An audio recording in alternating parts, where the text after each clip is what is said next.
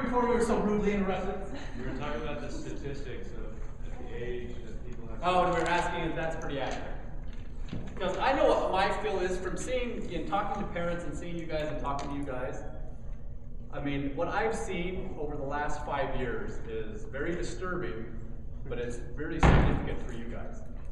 One of the big changes I've seen is that back then, the majority of the kids were still doing what they were supposed to be doing. I mean, they'd experiment and they'd kind of mess around a little, but the majority of the kids, it was acceptable to do good. That's not the case anymore. How many kids, what do you think the percentage is at your school that smokes weed? How many think it's in the high 80s or higher? Oh no. Just the numbers I kind of tally, it's about 85% that are actively doing it.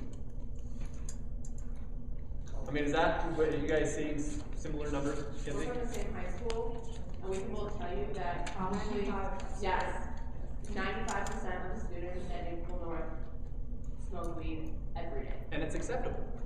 The problem is it's a very acceptable practice nowadays.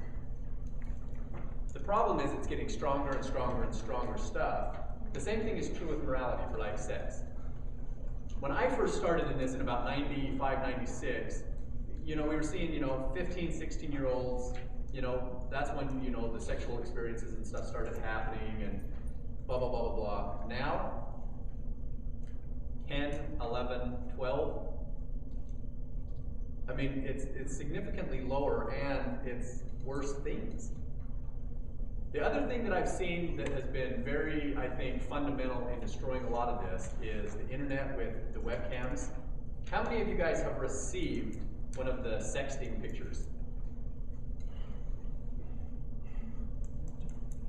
Okay, who has not? Of the kids, only 3. Nobody's ever sent me one. That's a good thing, I hope. I'm grateful. But the other thing is with the pornography and stuff, it's so easy to go do something from the safety of your room and throw it out. And it's really changed the dynamic of relationships. And we're going to talk a little bit about that in about an hour, half an hour, about how the dynamic and the expectations of relationships. But this is something I thought that was very, very interesting. Because the reality is, people start having adult relationships 4 years after they start dating. When you start singling off, it's about 4 years is the average. After that is when the first sexual encounters and stuff start coming. So what does that say if 25% of the kids by the age of 15 are starting to do this? They've been singling off since they were 11. How many 11-year-olds do you know that can have an adult relationship? Doesn't that just sound absolutely ludicrous?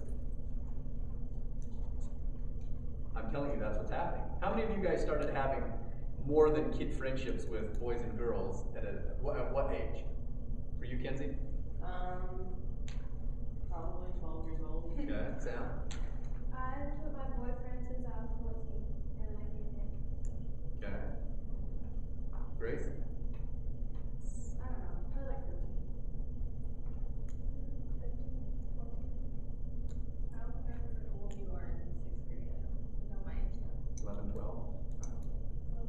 11? 12.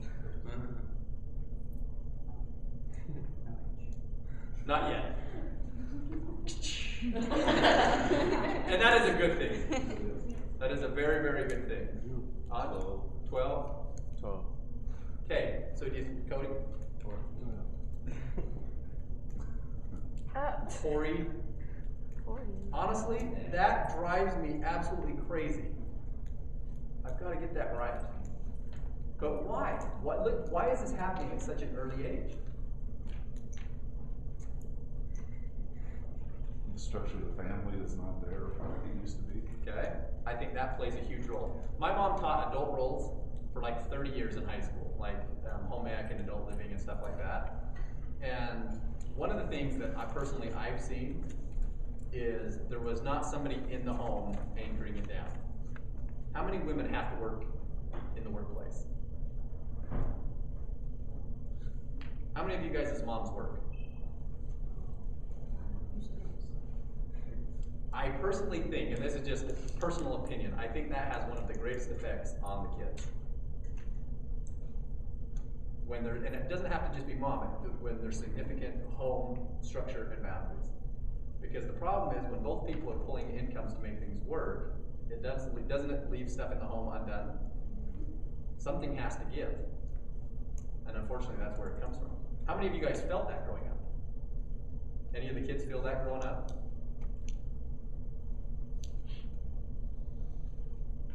Interesting. Brittany? My story's kind of like weird, but like literally my mom got laid off. You know about it, but like so like I've been spending 2 years after she got laid off. I've spent 2 years. She was a stay-at-home mom now. She didn't look for another job because she knew that stuff needed to be done at home. Okay.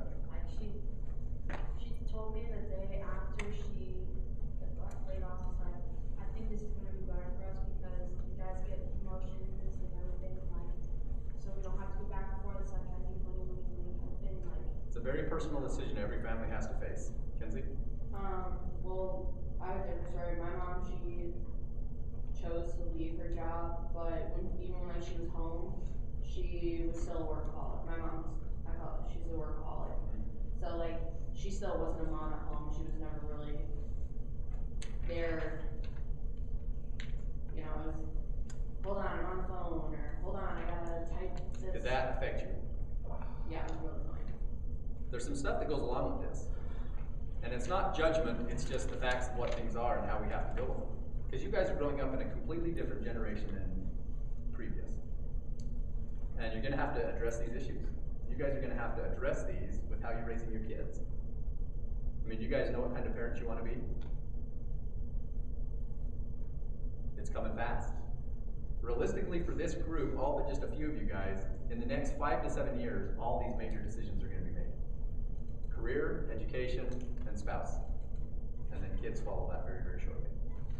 So these are questions that you guys are gonna have to really start thinking about and answering.